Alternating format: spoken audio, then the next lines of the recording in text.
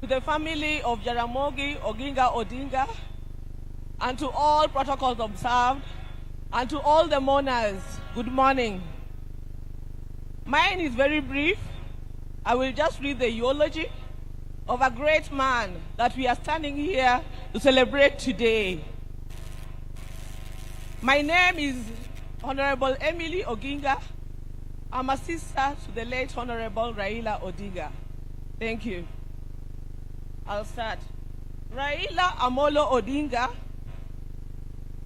is truly a once-in-a-generation leader, a man whose ideals transcended politics and whose legacy will shape Kenya's destiny for generations to come. They are the timeless words of President William Ruto while announcing the passing on of the former premier on October 15, 2025. This is the man we mourn today. On October 15, 2025, the mortal journey of the Right Honorable Raila Amolo Odinga came to an end, but his spirit is immortalized in the story of a life that began on January 7, 1945.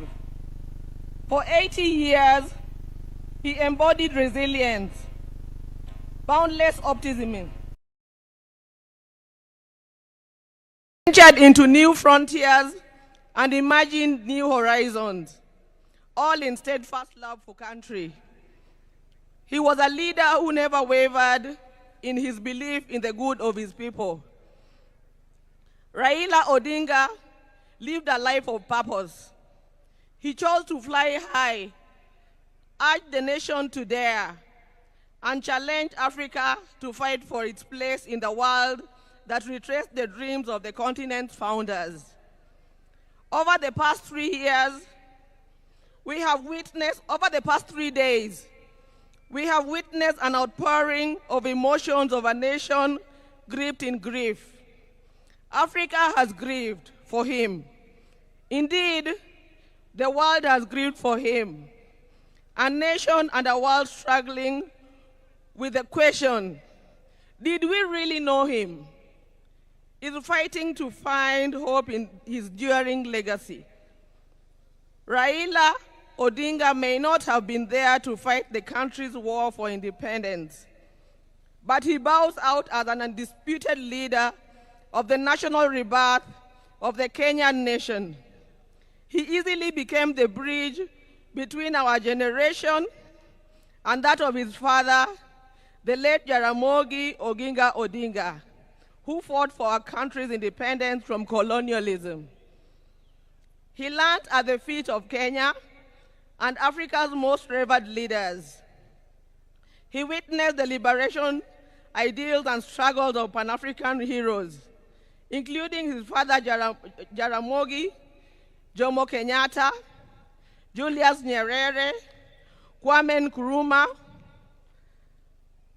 Gamal Abdel Nasser, and Kenneth Kaunda, among others. He followed and internalized Nelson Mandela's struggles and agreed with his philosophy that courage was not the absence of fear, but the triumph over it, that the brave man is not he who does not feel afraid, but he who conquers that fear. Raila conquered fear and mastered courage. Possibility of death in pursuit of an ideal was not a reason for Raila to retreat, for he also internalized William Shakespeare's words that cowards die many times before their death, and the valiant never taste of death but once. It is from that patch that Raila began his own long walk for freedom and liberation, applying himself to the cause as a debt that owed to past and due to the present generations. Many times, he appeared to be on a cause much larger than himself, a mission almost impossible, but seemed to be the way he loved it, and he gave his life to it. In emulating the giant footsteps of his father, and the spirit of selflessness that ran deep in his heritage, Raila Odinga, just as his father once declared that there could be no freedom without the release of their leader, Jomo Kenyatta, proclaimed Kibaki Tosha, a declaration that propelled NARC to bring an end to KANU's 40-year rule. This defining act was emblematic of the man himself. Raila Odinga was Raila Odinga. He never cared what others thought about him or his actions. He cared whether people bought into his vision and mission. Once he felt he had the mandate of the people, there could be no turning back. In the process, he became Kenya's ultimate political prisoner and one of Africa's best-known freedom fighters, a dedicated and down-to-earth servant of the people of Kenya, a headache to the corrupt elite, and a beacon of hope for those struggling for freedom not only in Kenya but across Africa and beyond. Generations to come will honor him and offer gratitude. Raila Odinga cared deeply about Africa and worried eternally about its decline. For that, he applied himself to peace and reconciliation missions across the continent whenever called upon. During the 1990s, he worked closely with the International Republican Institute as a resource person for peace and conflict resolution in the war-torn countries of Burundi, and offered similar support to peaceful elections.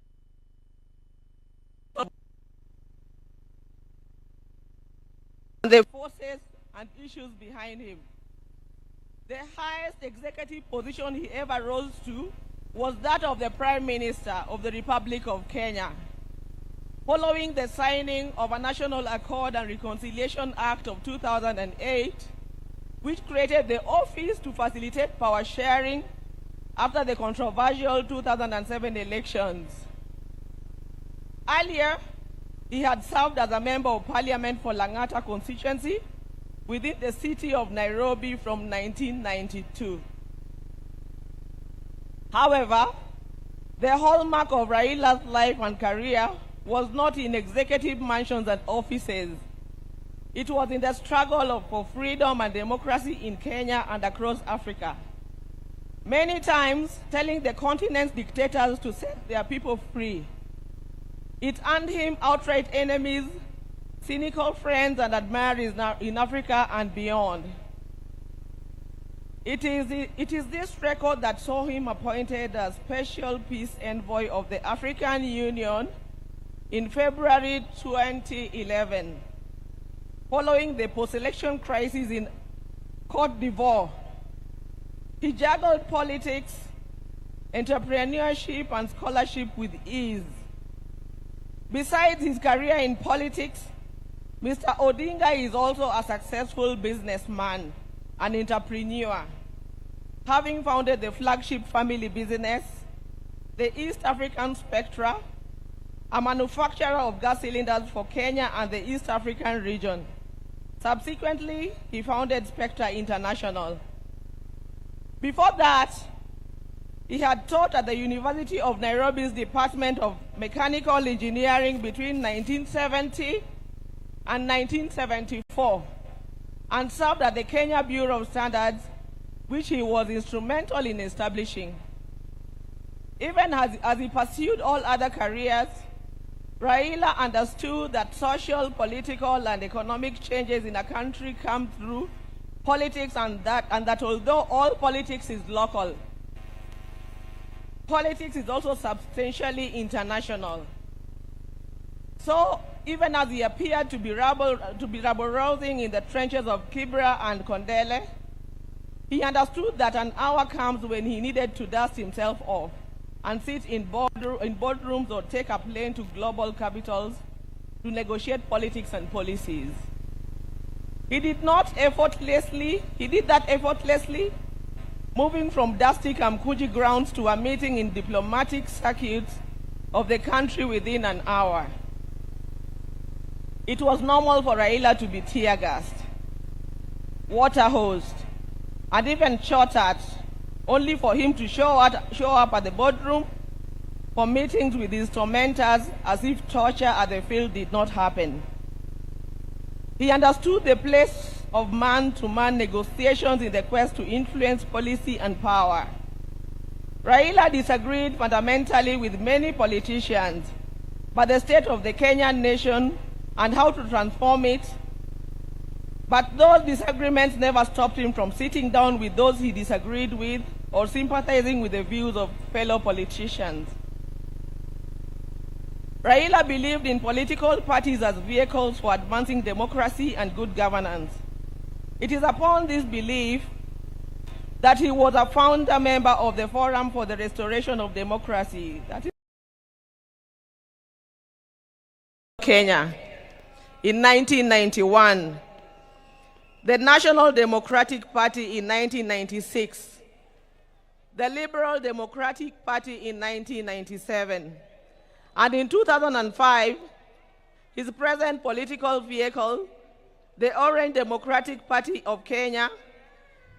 In 2013, he led his party into a coalition with other parties to form the Coalition for Reforms and Democracy, that is CORD, on whose ticket he ran for president.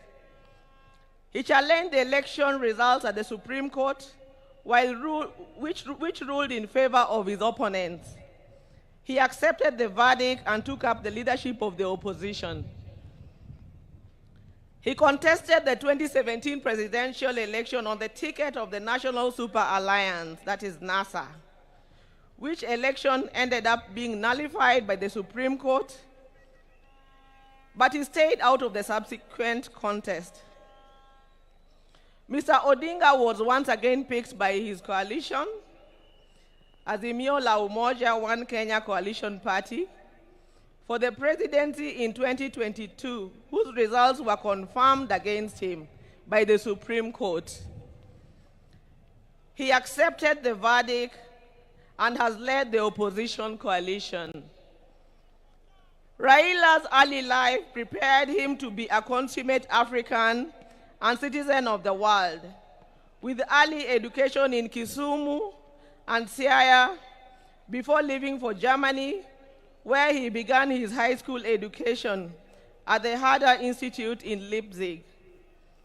He later transitioned to the Otto von Guericke University in Magdeburg, in the then East Germany, where he obtained a Master of Science in Mechanical Engineering, specializing in production technology.